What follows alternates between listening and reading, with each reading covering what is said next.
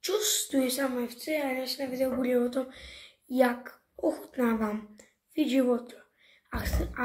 Toto video bude o tom, jak vám poviem, že či sa oplatí to kupovať takú drahú vodu, alebo nie. Že či to bude úplne tá istá voda, alebo to bude nejaká havajská, alebo nejaká dobrá. Môžeme ísť na to. Musíme to otvoriť.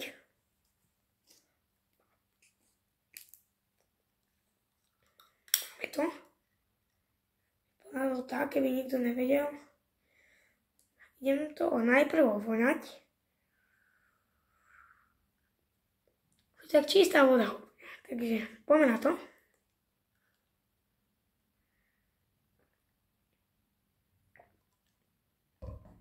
Je to čistý fake. Je to úplne čistá voda.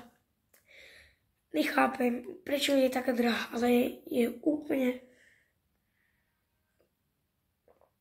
čistá voda. Samozrejme, čistá voda je najlepšia, ale nekupujte si Fidži Water.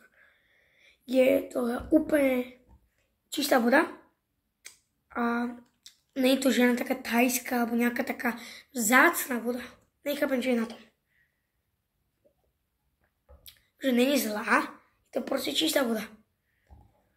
Tak to bude o tomto videu všetko, len som vám chcel proste povedať, že toto tu sa vôbec neoplatí. To bude asi na tomto videu všetko. Tak čus!